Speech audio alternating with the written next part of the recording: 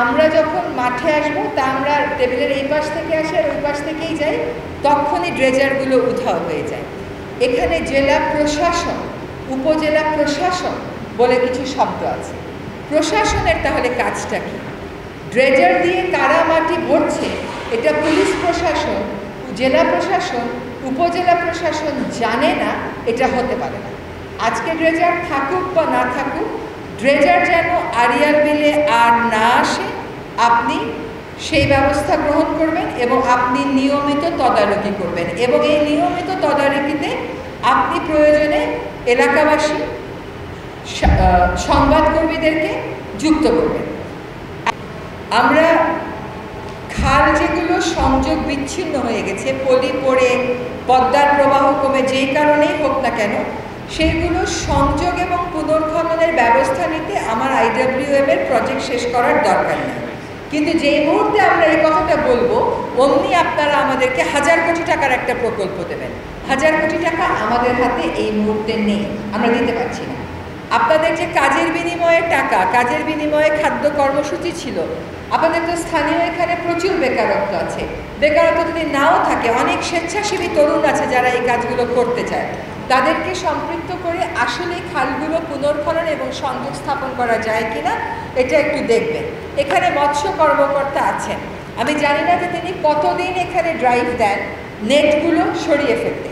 এই নেটগুলো আপনাকে সরাতে হবে, এটা আপনার দায়িত্বের মধ্যে পড়ে। আপনার যদি আইনশৃঙ্খলা বাহিনীর সহায়তা লাগে আমাদেরকে বলবেন।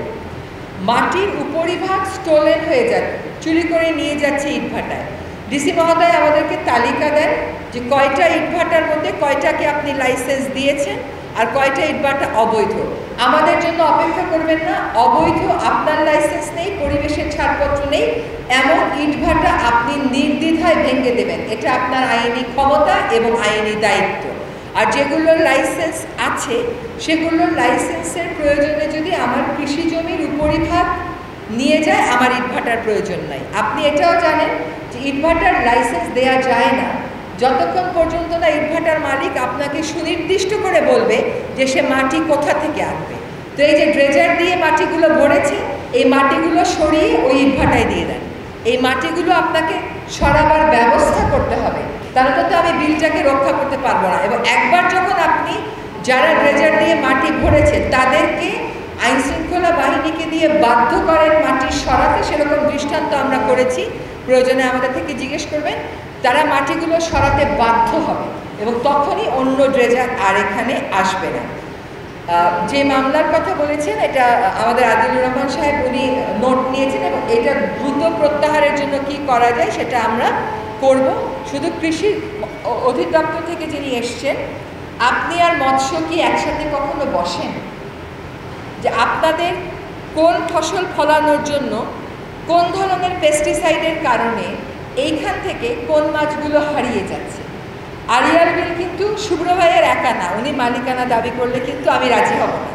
আড়িয়াল বিল আমাদের জাতীয় সম্পদ, এটাকে জাতীয় সম্পদ বিবেচনায় এগ্রিকালচার যেন বলছেন কচুরিপানার জায়গায় মিষ্টি কুমড়া, আমি জানি না তাই ঠিক কিনা।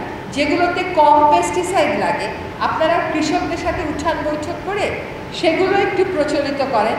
আপনারা অফিস থেকে বের হন, মাঠে যান, মানুষের সাথে সংযোগ করেন, তাহলে কর্মপরিকল্পনা করাটা আমাদের জন্য সহজ হয়ে যাবে। তবে আর যেন ডিসি সাহেব আর কোনো ড্রেজার না আসে, আর যেন একটা পুকুরেও বালি না পড়ে।